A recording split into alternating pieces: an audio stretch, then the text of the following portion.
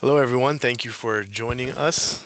If you are looking for the career panel discussion, you are in the right place. We're going to get started in just a minute or two. Just welcome everyone, and we will get started shortly. Feel free to introduce yourselves in the chat, just who you are, if you're a student, what faculty you're in, and if you're a staff, maybe what your role is. We would like to begin by acknowledging the land in which we gather and on which the region of Peel and City of Toronto operates, is part of the treaty lands and territory of the Mississaugas of the Credit. For thousands of years, Indigenous people inhabited and cared for this land and continue to do so today. In particular, we acknowledge the territory of the Anishinaabeg, Huron-Wendat, Haudenosaunee, and Ojibwa Chippewa peoples, the land that is home to the Métis, and most recently, the territory of the Mississaugas of the Credit First Nation, who are direct descendants of the Mississaugas of the Credit. We acknowledge that Toronto is covered by Treaty 13 with the Mississaugas of the Credit. We are grateful to have the opportunity to work on this land, and by doing so, give our respect to its first inhabitants. Thank you, Karuna. I'm just going to pause there. That was our land acknowledgement. I want to formally welcome everyone. My name is Jonathan Fuentes. I am the strategist in the office of EDIB. You are now part of our career panel discussion celebrating National Career Month. This year's theme is belonging at work, transitioning with pride and purpose. We have an exciting panel of alumni here to engage you all in amazing discussion. So we are very excited. What I'm going to do now is just pass it over to my colleague who is going to go over some of the Humber learning outcomes as well. Thank you, Jonathan. Good day, everyone. My name is Nafisa. My pronouns are she, her, and my position is the Manager of Advice and Services. Like every good student, we like to review learning outcomes. For today, our learning outcome is surrounded around equity, diversity, inclusion, and belonging, communication, and professionalism. So what does this mean for our audience, really? These are the key pieces that you will be able to take away and reflect on. So these three key mindsets in this learning environment that we're hoping to create for you here today. As Jonathan alluded to earlier, we have an amazing panel for you. For many of our students, learning outcomes show up in the classroom. For staff and faculty, you also have an opportunity to participate in Humber learning outcomes. So, I just wanted to talk a little bit about where you can find this type of information. So my employability is where you'll be able to find it for students on Blackboard and for faculty also on Blackboard, and for our staff on HRMS. Learn. It is a self-guided modules. There's 12 modules included.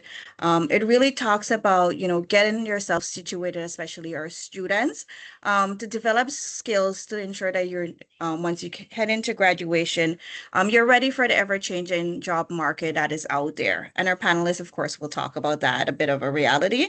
Dimple will post in the chat an event that we have specifically that is coming up around Humber learning outcomes. So I'll let her do that. The event is called The Power of HLOs, and it talks more about some of the icons that you see here on the screen today.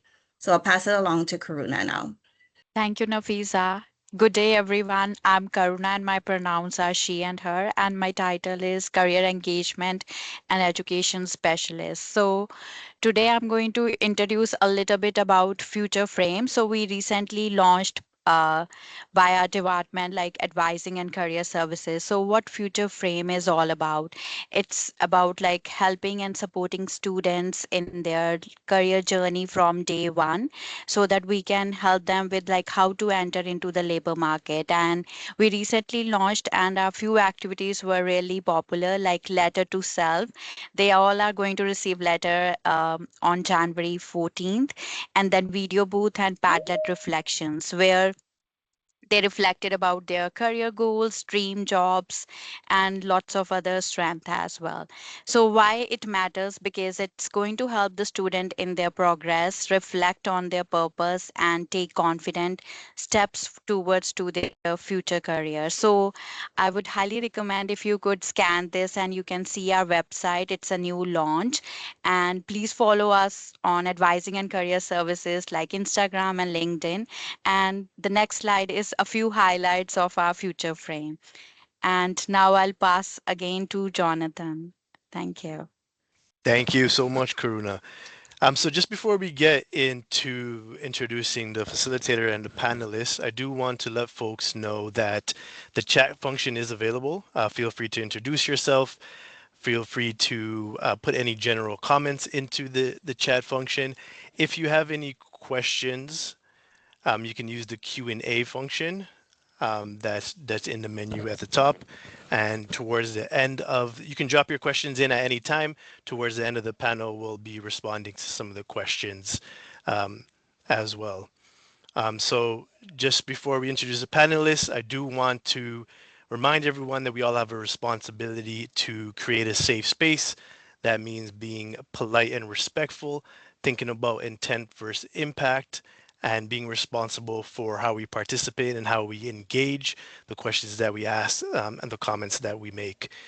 So I want folks to lean into discomfort. Don't be afraid of taking risk. Mindful that, again, we are here to create a safe space for everyone. So let's take responsibility of what we say and our actions as well. So at this time, I'm going to pass it over to Dimple, who will introduce our moderator and panelists. Thanks, everyone. Thank you, Jonathan, and good afternoon. My name is Dimple Rye. I use she and her pronouns, and I currently work as the Associate Director for Advising and Career Services. I just want to mention, I see a couple folks have put in the Q&A function that the chat is not working for them. So once the panel starts, we'll take a look at the back end and see if we can figure out why that's happening. So thank you for alerting us to that. But we'd like to get started with our panel, and it is my pleasure to introduce you first to our moderator, Annika Albano. Annika uses she and her pronouns and currently works as a community engagement producer at the Canadian Journalism Foundation. It's my pleasure to introduce Annika because I've had the pleasure of working with her in the past at Humber. Annika is a Filipina multimedia journalist based in Toronto who graduated from the Advanced Diploma in Journalism at Humber. And has worked for 10 years in the experience of creating digital content for e-commerce sites, small businesses, nonprofit organizations in Manila, Seattle, California, Tennessee, Alabama, and now Toronto. She even served as the editor-in-chief for Humber's award-winning newspaper, etc. And while studying as Humber, was selected as a recipient of an emerging journalist bursary program, and now is a full-time staff member with the Canadian Journalism Foundation. Annika is passionate in helping to advance equity in media by coordinating fellowships for emerging Indigenous and Black journalists, awarding bursaries to BIPOC student journalists, and connecting the community through free and low-cost panel discussions and networking events. And I know Annika was recently involved in speaking with journalism students at Humber. So great to have you, Annika, as our moderator.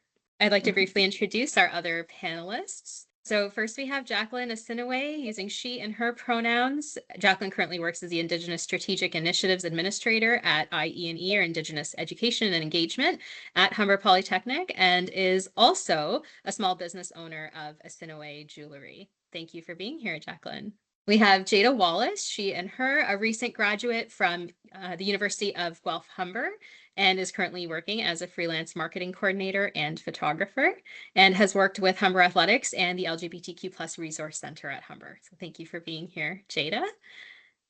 And last but not least, we have Shawayne Dunstan, he and him, who currently works as a food porter and support staff at the Fairmont Banff Springs, and is a graduate from 2021 of the hotel management program at Humber. Thank you for being here, Shawayne. So I will now turn it over to Annika as our moderator and our panelists for our discussion.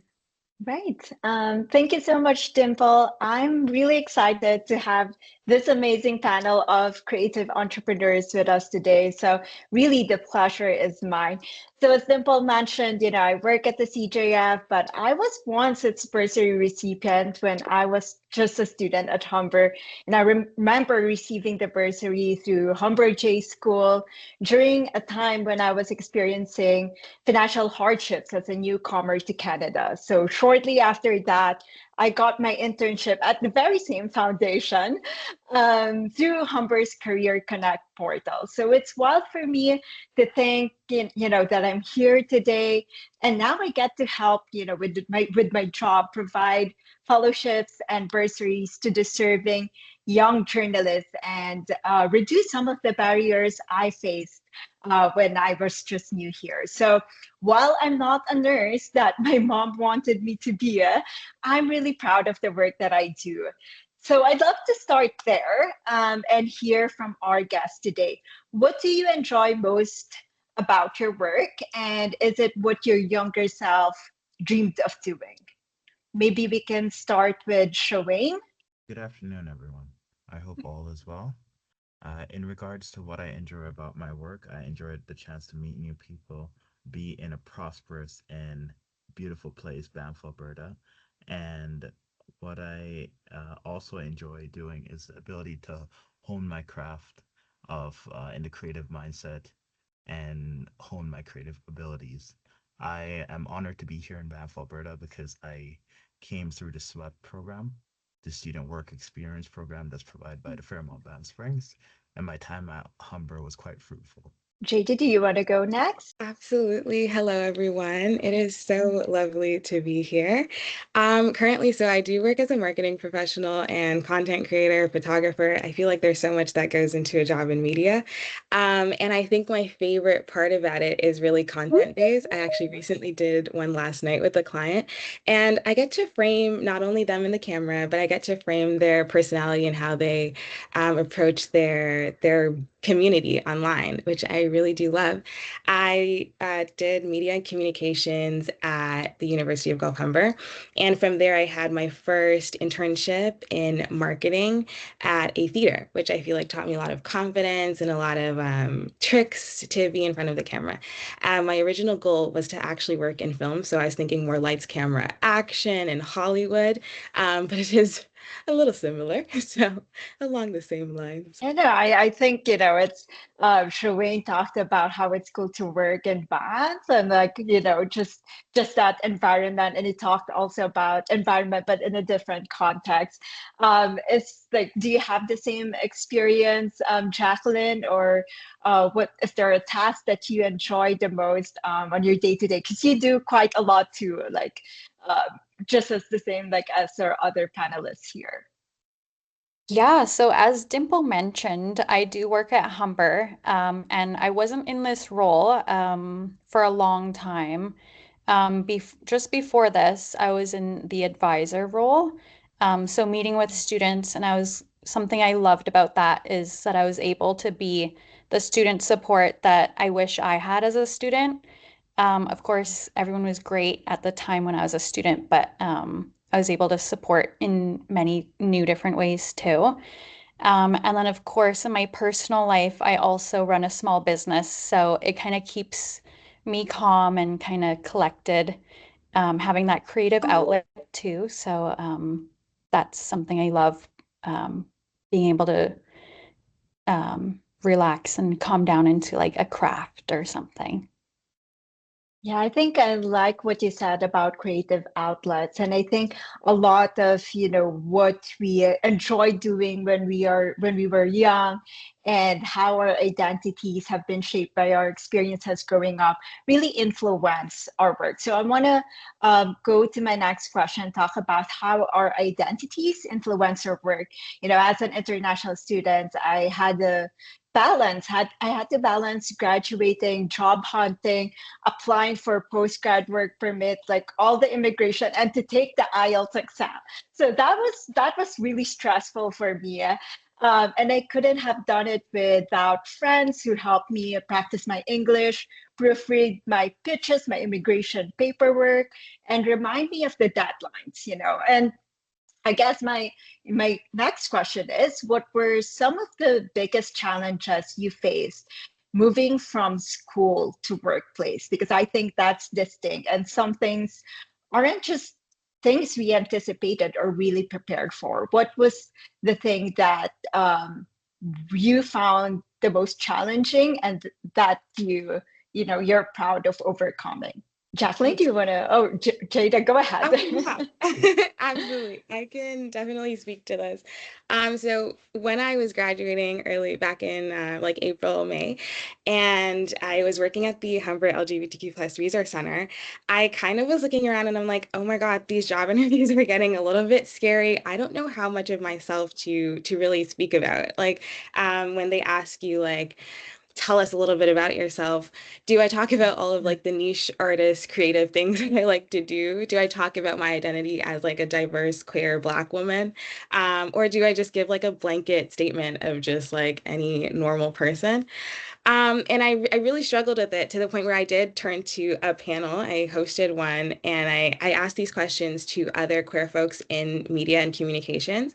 And I think my biggest hurdle to overcome was just how do I want to be perceived? If you are here today and you're like, I am scared of like putting myself out there on social media or putting myself out there on LinkedIn, whatever it is, I am here to validate the fact that it is hard to be perceived in the workplace and outside of it as well. But that was one of my biggest hurdles to overcome, and I think I just had to be a little bit more confident in myself and what I really wanted. And I discovered that as an artist, I think a corporate space just it wasn't for me. I think that freelancing gives me a lot more freedom to um, cater my clients into a way that I relate to them already. And we already have that like ground to work with. And I can put a lot of myself into my work as opposed to just kind of like working for a company that I don't really understand, that I don't really resonate with. Yeah, I hope that answers a bit of your question. No, that's, I was just thinking that nowadays, platforms like LinkedIn, Instagram, or even portfolio websites, I have one, are ways we showcase ourselves before even securing job interviews, right? And I still get anxious about what to share. So I'm glad to hear that it's not just me. Is there anyone else in the group that felt the same, or dealing with how do you present online? How has revealing parts of your identity online helped you attract opportunities or connect with your community? I must say, first, I must apologize for the construction in the background. But I must say that when it comes to poetry and art and even my levels of hospitality, it's really projected me further because it's allowed me to connect with so many people that I wouldn't have had the chance to connect with, both in the physical and online and all these other different avenues. I must say that it's a tad bit hard to be away from family and the burden, but also the fulfillment of responsibility and the chance and capacity of growth. All those come hand in hand, but I it's a process. And it's also about the process rather than always the destination. But as long as you're making steps, that's going to take you further than you were yesterday. Jacqueline, I'm going to ask you in a bit. Maybe you want to share about the challenges, but I'll just ask Shireen a follow-up question because I think he already started, talking about just that shift and how it can be empowering, sharing yourself online and presenting yourself authentically. Shireen, can you, talk about, you're an artist and a poet, and again, you also work in the hospitality industry. How do you stay true to yourself while adjusting to professional norms? Because I think there's always that pressure, some feel pressure to fit in or code switch or to change ourselves at work. Can you speak a little bit about that? I to have made it this far to these opportunities and all, I must say that I am the product of generational ambition, love, diversity, and just perseverance. A lot of perseverance. When it comes to code switching and trying to fit in, I realize sometimes it's okay to be humble, but sometimes it's okay to hone in that ambition, hone in to stand in your power and know that you can make it happen your way. You can make it happen through a creative way, a creative mindset, and there's different ways to approach a problem. Of course, there's going to be um, things that you have to abide to in the form of values and a time and a place and respect Mm-hmm. and also acknowledgement. But if you if as a person you're looking turning to others too much to search for inspiration, then when inspiration comes to you, you might not know what to do with it because it's fulfilling someone else's desires that they're chasing after. You're able to take that inspiration and unbox it and just allow it to drive you further through your own avenues. It's a tough question, but I think through just knowing that my family has my back, that I'm making friends proud, and that I know that my future self is looking back at this moment and saying, wow, I graduated, I'm happy, and peace of mind is priceless. Thank you, Shireen. Jacqueline, is there anything you'd like to add? I know we jump from topic to topic, but um, anything that you found that you connected with Jada and Shireen's answer? Yeah, I really like the social presence piece that you asked. I do feel like sharing parts of my identity really helped people connect with me authentically in both my small business and at work here at IE&E. I feel like students are more comfortable maybe seeing a picture so that they know who they're talking to is like a real person. They are who they say they are. They look nice and friendly. Um, and then, yeah, with my business, because it's so deeply rooted in culture and tradition, it is important for me to connect with my audience with sharing my identity. I think, when we talk about the audience and I think community, that word has been thrown a lot. It's in my job title as well. So it is, people follow you for the vision that you have for your life. And those people eventually become your support system. And I think that's very, very important, not just after work, but while you're at Humber. So I am really pushing for having a support system. And I found my mentors at Humber, like Professor Joyce Grant, who offered to help me navigate journalism school. I also joined the mentorship program of the Canadian Association of Journalists, where I met Christopher Chung. And those people, Chris inspired me to write stories about Asian experiences in Canada with curiosity, with context and pride. And I wouldn't have that, confidence in myself if they didn't have that belief in that vision. And I think that's, part of, when you're vulnerable, but you make that step to present yourself in the work that you do, it really attracts the people who want to help you. I want to ask, I'm curious, how did you go about, because now people follow you, but also how did you go about finding mentors or sponsors who believed you when you were just starting out? And how does that support impacted you? If I may. As someone that's coming from a small community called Moulton, which is just a little bit away from Humber and Pearson Airport, I must say that there were so many different opportunities, and that has built me to who I am. And also coming from Jamaica with the morale of out of many, one people, knowing that it can take a community to build you up.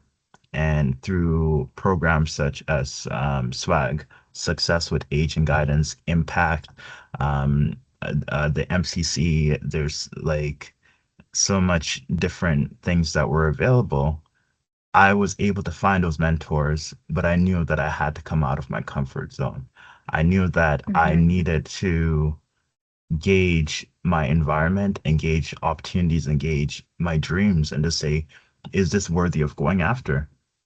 And each time I bet on myself. I bet on myself in my poetry books. I bet on myself in leaving Toronto and coming out to Banff, Alberta, even making it to Vancouver and all these other places.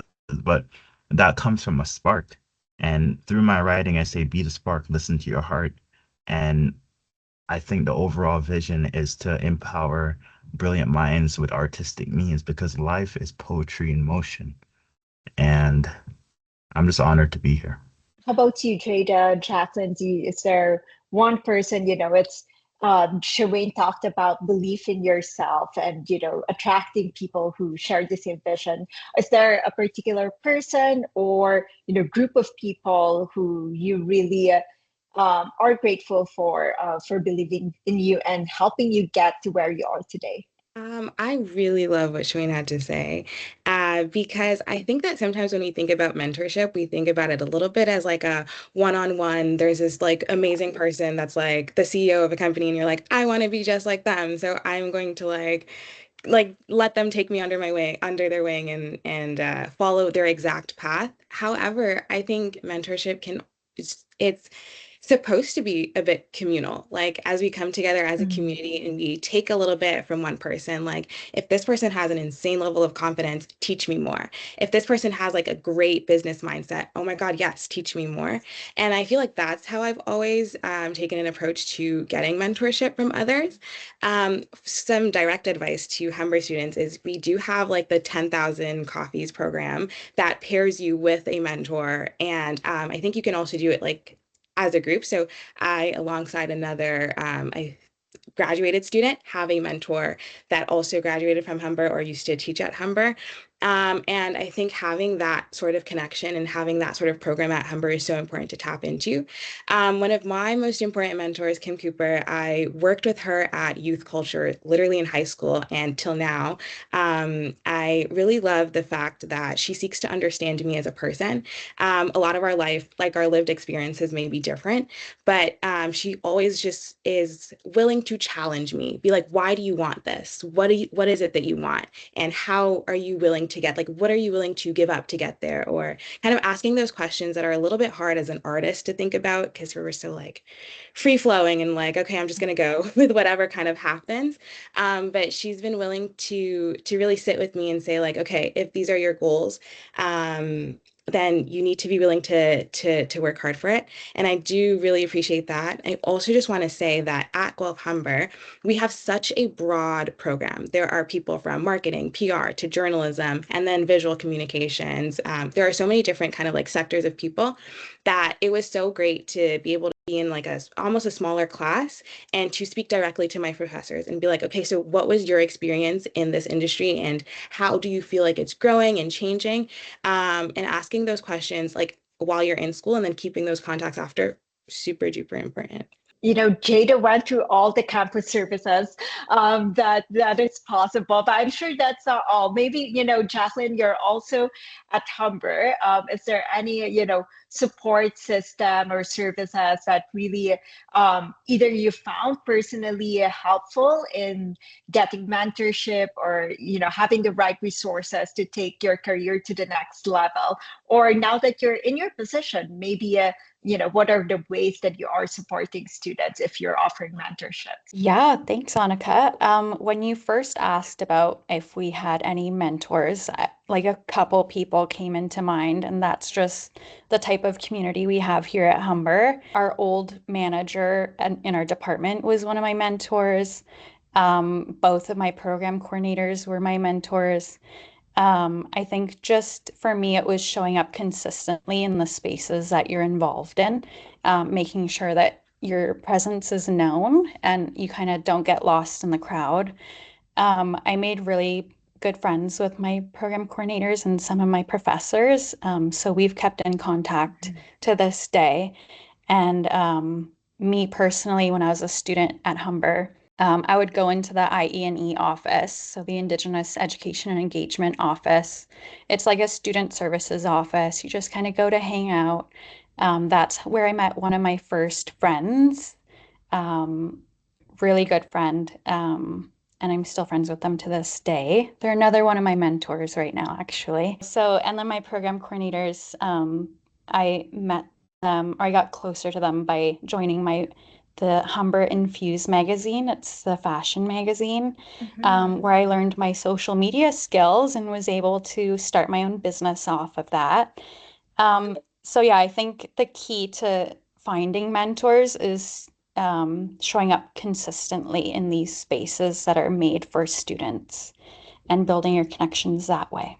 And I love, this is the first time, if I'm not mistaken, that Humber is also providing this speaking opportunity to a full Humber alumni panel. So I think it's just that connection speaks to what we're trying to do, and just, using that the people that we've met through Humber in different aspects, whether it's opportunity or even just, they, like, I have professors who I now treat as friends, because also I'm a little bit older than my peers when I studied in the program.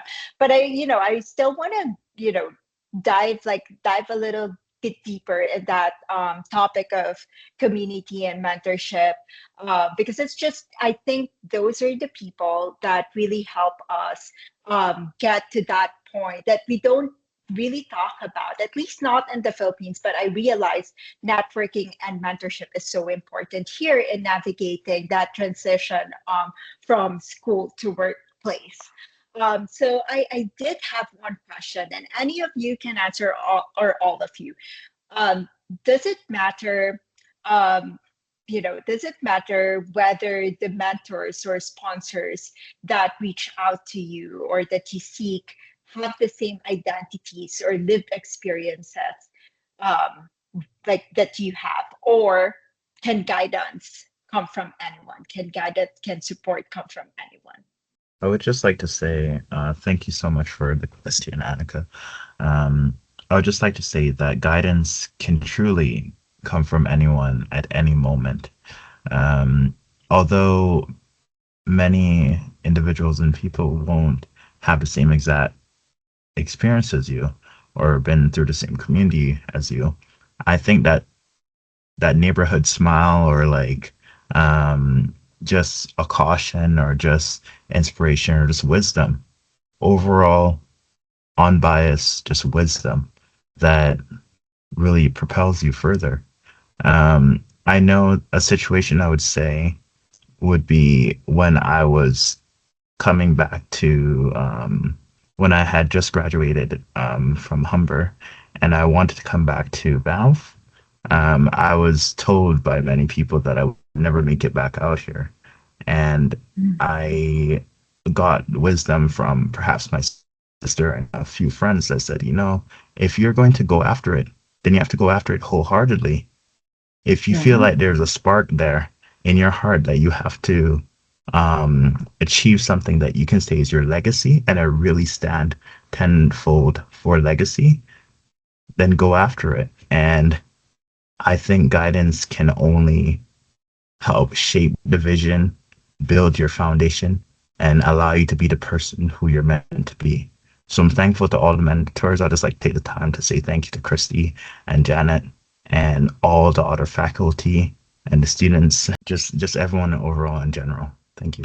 I think, that leading your career with gratitude and knowing who the people believed in you since day one is very important. And also, like, you know they can track your progress, like every 3 years it will be a different story that you talk about. Is there anything you'd like to add, Jacqueline, Jada, to what Shravane beautifully have said? Yeah, for sure. I see positives to both. To someone who shares your identity, to look up to them. I feel like they can provide cultural grounding, and emotional safety, and then you can open up and be your own authentic self. But then I also see a positive in someone who doesn't know your journey, where they're just a supportive ear. And sometimes that's all you need, is like a supportive listening ear, sorry, to hear you out and can feel like get to understand your story. I feel like that takes a lot of work as well. So, yeah, positives to both. I think that, like Jacqueline, you could not have said that any better. I think it's so important to have just kind of a diverse group of mentors in a sense of having someone who shares your path like career wise, who shares your path identity wise. But then also I'm a huge believer, and I think that in a sense networking and like mentorship go hand in hand. I'm a huge believer in that like networking horizontally. So people who are at like the same level as you, kind of really understanding, okay, like what is our generation going through? Like what are we going through as a class, as a community, and ourselves, and being like, okay, how can we band together and be like, how can we make a difference together? Because I think sometimes like that mentorship portion is so important, but also how are we also kind of like working with who is around us?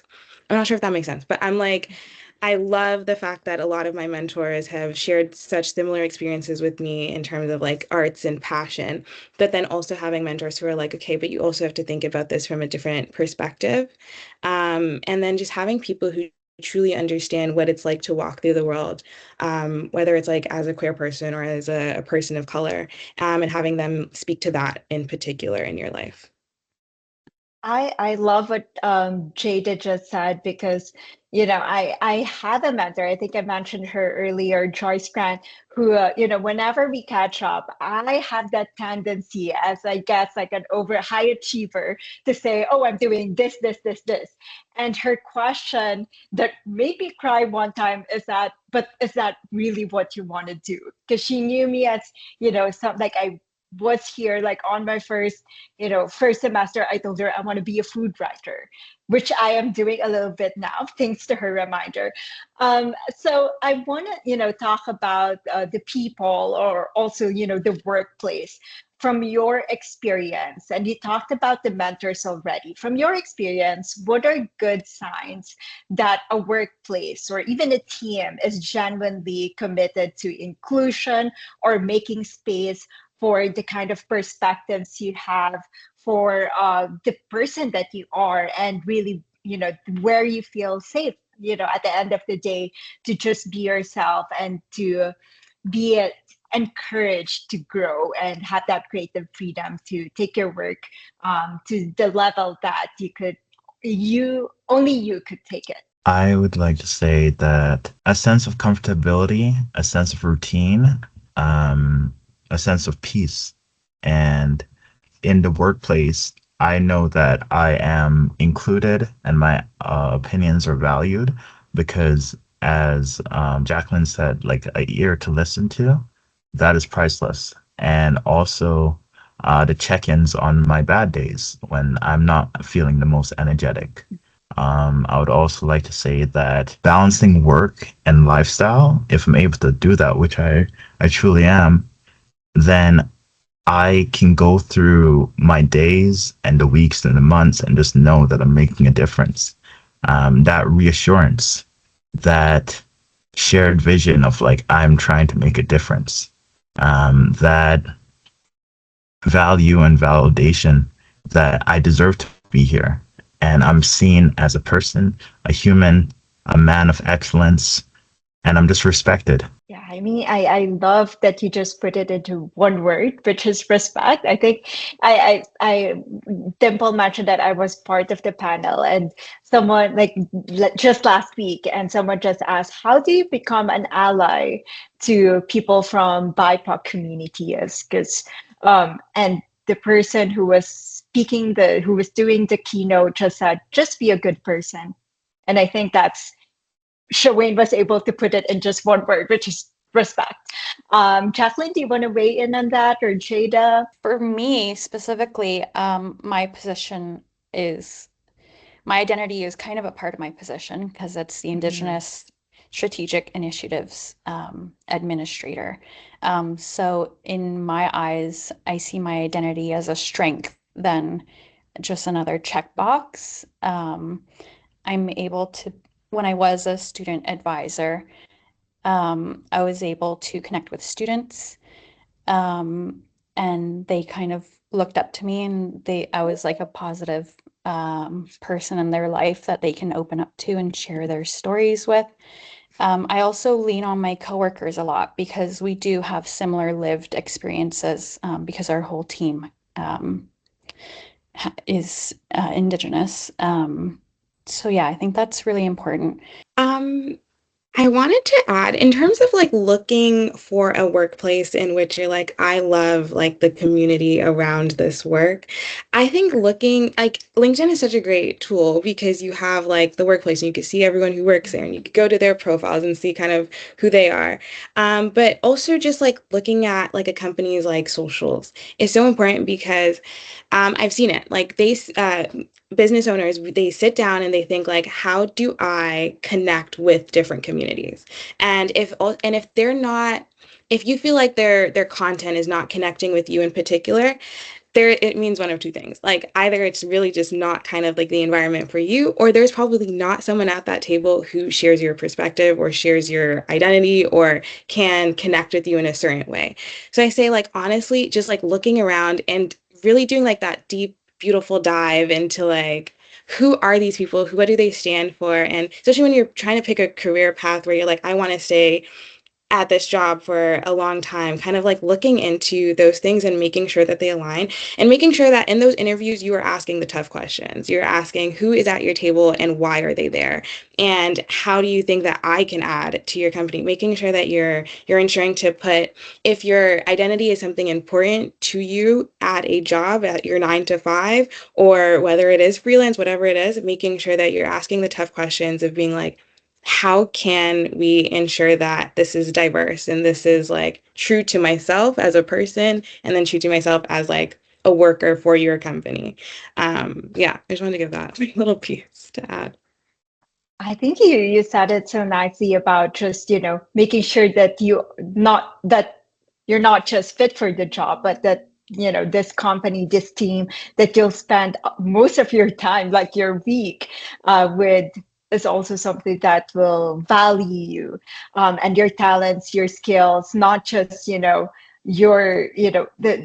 that whole I did want to address. I think Jacqueline already tackled it about just bringing in more BIPOC communities and diversifying newsrooms. We get to talk about that a lot, but really it's what Jada said about are the content, are what they're saying and the initiatives they're doing speak to you, and are they coming from an authentic motivation? So I love that you tackled that. I will shift to the audience questions in a bit. I do have one question, but while I'm asking the panel about this next question, maybe that's enough time for people to start thinking about their wonderful questions. So, part of my job at the CJF is nurturing, like we said, about, nurturing the community of BIPOC and emerging journalists in Canada. I do a lot of outreach, like emails, social events, so they know about the opportunities we have. Right now, I'm busy organizing a year-end social to give Black journalists in Toronto a chance to unwind, to celebrate and expand their network, because that's, we can't just do an online community. An in-person event is also a different kind of experience and value to people, especially if they're starting their careers. But it's a lot of work, even for me. Like it's physically demanding. Caring for the community can also be demanding. And when when we have this sort of expectations that we are to champion our community, it's really like the pressure is a lot. What self-care habits did you develop as students that you still practice to a bit to today, like that you still carry today, to avoid burnout and really to keep going and doing amazing things? Because I think that's something that we don't often talk about. We talk about our achievements, but the sacrifices to get there and how to make sure we stay sane and, really bring ourselves fully to work. So, any self-care habits that you'd like to share to students so that they can keep going? To start off this discussion, I'll first like to say doing the work and finding what you search. However, taking time to rest and know that you're doing your best. Rest can sometimes be underrated because we're like, just grind till you shine, grind, grind, grind. But rainbows come after like cloud coverage. And sometimes it's okay to take shelter. It's okay to just get that reassurance and spend family time, spend time with your friends and loved ones. Rest is very important.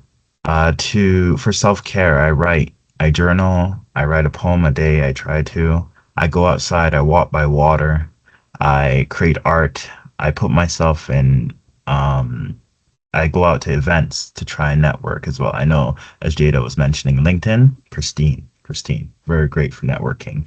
However, sometimes you have to search for events and initiatives that are happening in your community that are a little bit more forward facing that you can show up. Like you can do it online as well, but I realize just being amongst it, whether it's your craft or the art community or the media community or all the different types of community, just being in the moment and knowing that you're supported after well received rest and you can go after it.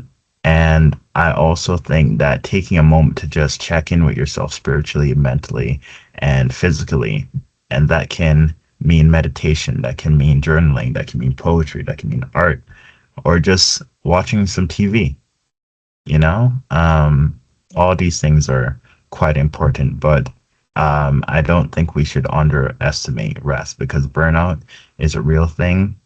And, you know, it's good to just reconvene with yourself before you pour out so you don't pour from an empty vessel. And to that point, I think, lovely service at Humber is the sleep lounge, which I hope students take advantage of. I did have a chance to, I'm not a midday napper, unfortunately. I am very, I wake up so early and just out there. I can't sleep again. But for anyone who's traveling, very early to campus, I think that's a lovely, service that can, really reduce, even if it's not just maybe sleeping, if you just need a quiet time to just rest and reflect. As Shireen has mentioned, I think that's something you should take advantage of. Jaden, Jacqueline, I know you are, very more like have more recent experiences at Humber. Is there anything that you like self-care practices that you had as students that you still carry today? I can definitely go. I 110% will always recommend the Spirituality and Wellness Center. First of all, beanbag chairs. That's all I want to say. But also, there's just such like really nice, like it's such a curated space for reflection. I'm a huge believer in meditation. Just kind of like taking that moment to close your eyes and to remember to breathe is so important. Like I know we breathe all day long, but paying attention to your breath and kind of centering yourself is so important. And also the Spiritual and Wellness Center, I'm sure they also have people who will guide you. So just like look out for their workshops and programs that they're doing. Also moving your body, remembering to stretch. The fitness center has yoga and Zumba and a lot of other activities that are kind of more group based. If you want to go and just kind of like hit a ball around for a little bit and just like talk to other people, I think that's also such a great de-stressor. Also, the LGBTQ plus wellness center, the BSSE, they always have like art-based workshops and different conversations and just walking into those spaces as well that are curated for you. So important. So I definitely recommend. And then also one thing I did a lot at Humber was those like big boards that have everything going on campus. Go look at them. Go and look for what the resources are happening because you never know what works for you. Yeah, and then I just wanted to jump in, and obviously I'm a super crafty person. So when I was a student, that was my way to get relief and some pause, some relaxation time from doing schoolwork, and being a mom. I forgot to mention that. I had a small daughter when I was going to school. She's 9 now. So even taking a break from that sometimes was also much needed. Obviously, be careful with crafting because if you go too hard, you might start a business out of it and then it takes all the fun out of it. But no, it's been really fun. I kind of started making polymer clay earrings as like a hobby, and then I was making like hundreds a day, and then just became another thing to stress about. But no, now I watch a lot of TV.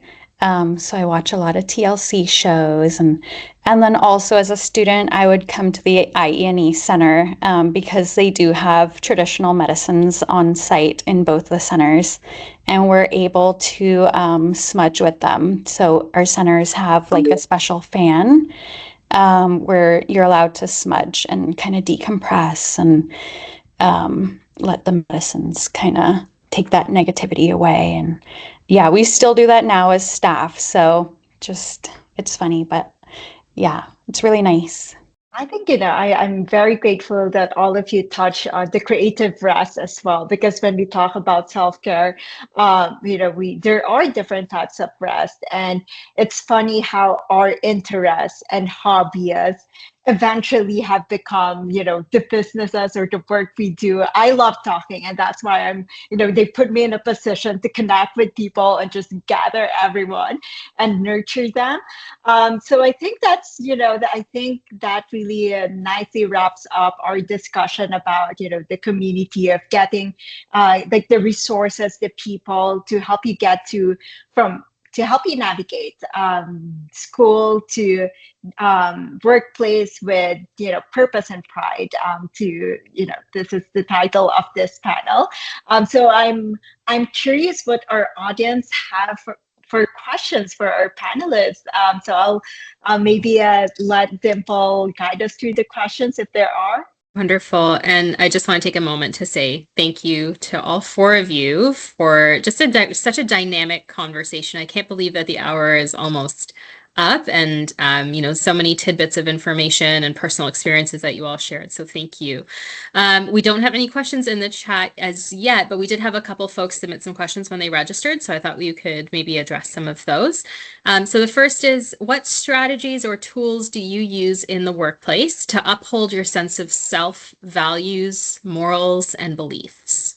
I would say thank you so much for the question, Dimple. I would say holding myself accountable, hold myself with integrity, and hold myself with authenticity. That keeps me just well-rounded but mindful in the workplace, and knowing that I am able to pave a way for future generations, whether for my family or people of color, or just diversity on a whole. Knowing that it's hard to get here, but I work harder, and so much other people work harder as well. And I'm deserving of this. I'm deserving to be here amongst all of you. And just very, very big on that integrity, doing the hard decisions, but doing what you would hope someone would do for you. That's why I pour out of generosity and gratitude. There's so many things that I could say that, like, I've done out of just gratitude without expecting anything back. But I believe in karma, and I believe things come back around.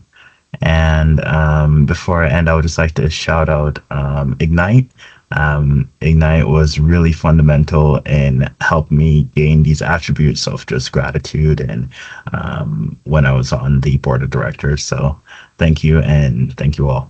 Thank you, Shawayne. And I put in the chat, but I really love how you ground yourself in gratitude. I think that's so powerful, and you've demonstrated that so many times throughout the conversation today. So really appreciate that.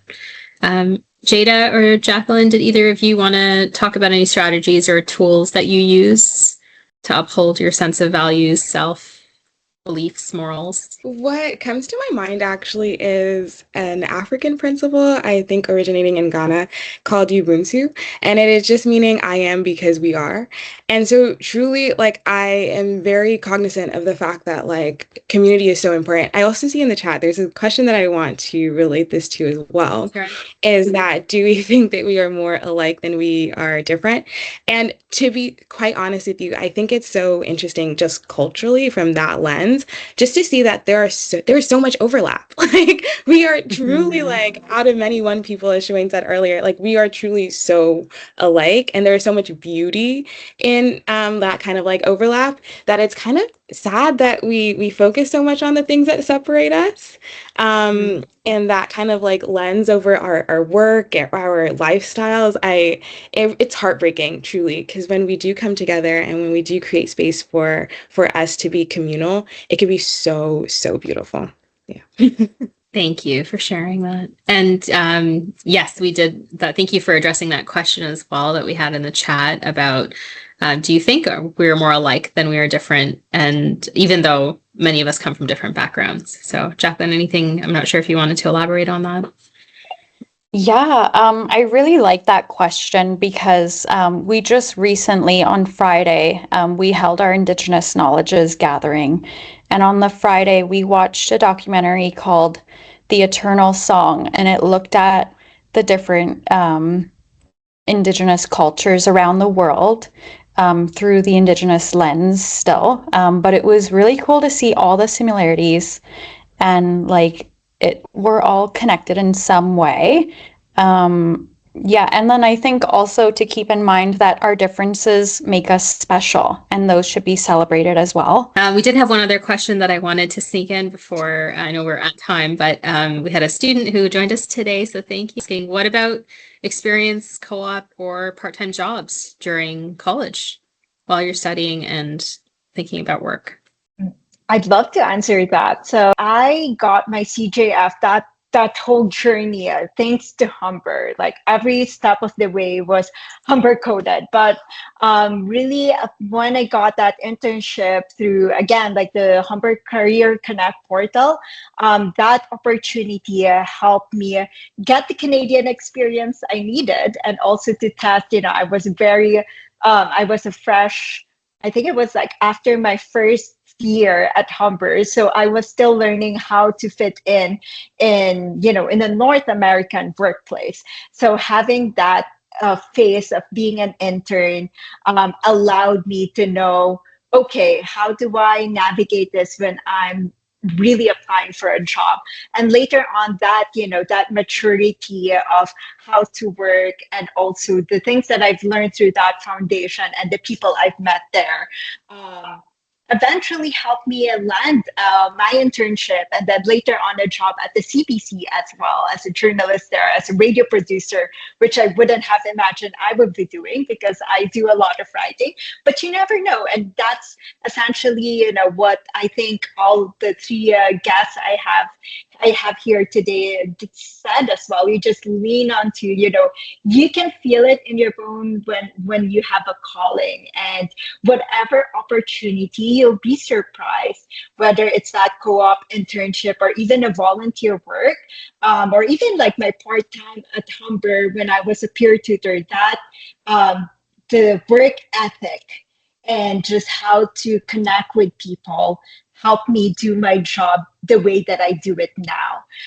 And people value me for that. So I like those are opportunities, even though you don't think they might be aligned with where you want to go, like 5 years from now, there are things that skills are transferable, and they will teach you about the things that you like like in a workplace or not. So I think those are valuable. So absolutely, if you have the opportunity to apply for internships, go for it. Amazing. Thank you, Annika, for sharing that, for plugging Career Connect as well. But you're right, for I think a lot of students, their first interaction with a workplace, with an employer, with internship process or interview process might be their work integrated learning experience, whether it's a field placement internship or co-op. So I'm happy to hear that you had such a positive experience, and I hope that the students here as well who have joined today will have the same sort of positive experience and success that you had with it. Awesome. I'm just going to jump in here in the interest of time. I want to thank all of the panelists for sharing your journey and all your nuggets of wisdom with us. Much appreciated. Anika, thank you so much for moderating this panel and keeping us engaged and with your energy and excitement as well. So shout out to you all. I want to also shout out the organizers, Advising and Career Services and the Office of EDIB for organizing this panel. We do want to encourage everyone to complete our survey. There is a $50 gift card that will be available to somebody, so you might have a chance to win a $50 gift card. I wish I could do the survey myself when I learned that, but I think that would be cheating, so I won't do that. But I am encouraging you all to do so if you just have a few minutes. So again, thank you to the panelists, thank you to the moderator, and thank you to the organizers, and encouraging everyone to please follow the link in the chat to complete the survey. Other than that, Absolutely. enjoy the rest of your afternoon and evening. It was my honor, Mm. Jonathan. And again, we could go on and on. I would love to keep having the conversation with our panelists today, but I wanted to make sure the audience had time for questions too. But thank you, Jada, Jacqueline, and Shaween for sharing your time and insights. It's been lovely getting to know more about you and also the work that you do and how you got there. And thank you to all four of you, Annika, for moderating such a full discussion today, and really wonderful to be able to connect and reconnect with all of you. So on behalf of the Planning Committee, again, just thank you to the four of you for your time today, for your preparation, and for your enthusiasm and thoughtful responses. Really excited to have had you here today. Thank you everyone for attending, and we will be happy to share the recording of the panel today on our website. So attendees will receive an email when the recording is ready if you'd like to share it with colleagues or peers who weren't able to attend. So thank you everyone for coming.